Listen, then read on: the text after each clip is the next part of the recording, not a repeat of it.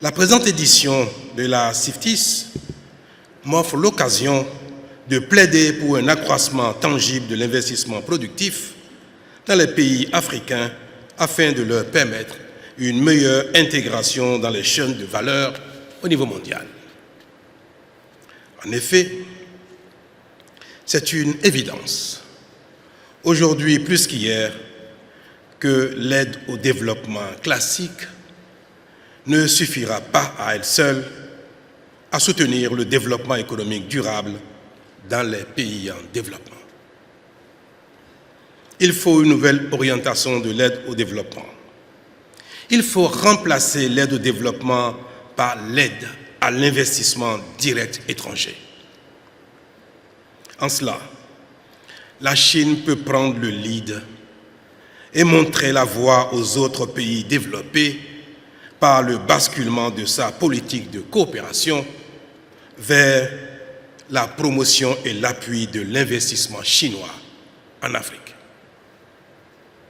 Un tel appui par l'État chinois à ses investisseurs en Afrique ne manquera pas de pertinence parce que l'Afrique paraît encore peu attrayante aux yeux des investisseurs chinois en raison de la mauvaise perception et de la surévaluation du risque sur le continent africain.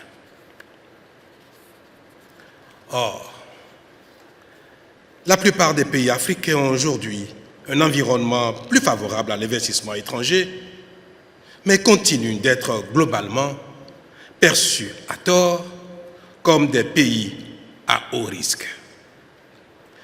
De ce fait, aujourd'hui, les entreprises chinoises publiques et privées investissent massivement dans le monde, mais encore très peu en Afrique.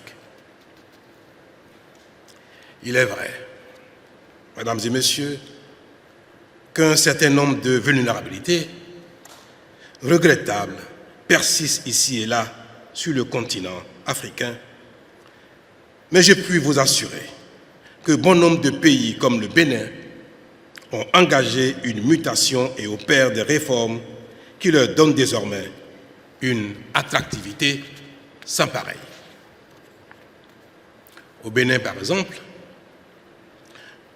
nous avons refusé toute participation au mécanisme d'annulation de la dette des pays en voie de développement suite à la crise économique induite par la pandémie de Covid-19.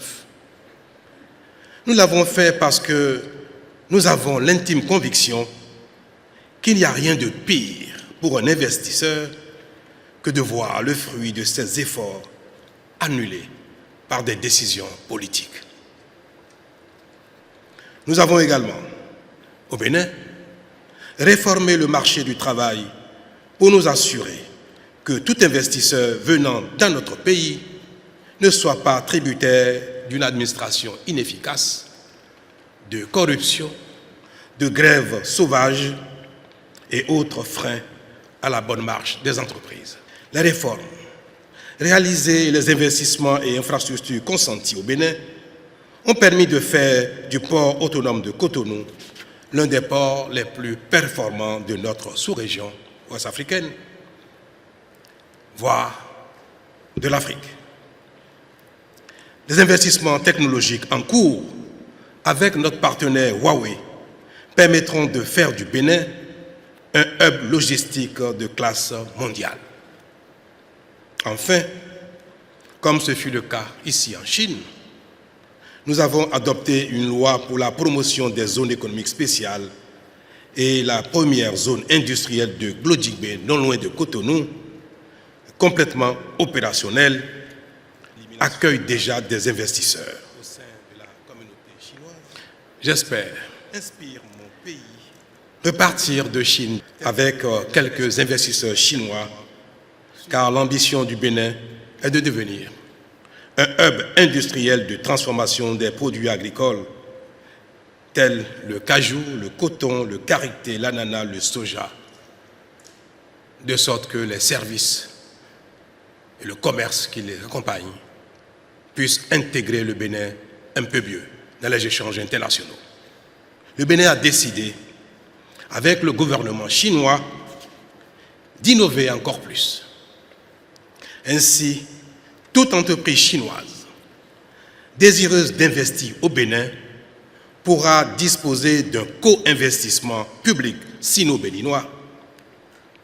Et de façon concrète, en nous appuyant sur le China Africa Development Fund, nous allons mettre en place un mécanisme de co-investissement qui permettra de sécuriser les investisseurs chinois au Bénin. Si au bout de 5 années, l'investisseur souhaite se retirer du Bénin, la plateforme reprendra son investissement et son capital lui sera remboursé. Ce serait un moyen formidable de promouvoir un nouveau paradigme, celui qui incite à l'investissement productif des entreprises chinoises en Afrique. Le volume des échanges commerciaux entre le Bénin et la Chine a atteint en 2022 environ 2 milliards de dollars, avec un accroissement de plus de 30% en glissement annuel. J'ai la conviction que grâce à ce changement de paradigme, nous parviendrons à doubler ce chiffre dans les 3 prochaines années et à mieux l'équilibrer. Mesdames et messieurs, promouvoir les échanges et les investissements demande également une libre circulation des personnes. Depuis 2016 et la mise en place du e-visa au Bénin, nous avons largement simplifié le processus de délivrance de visa.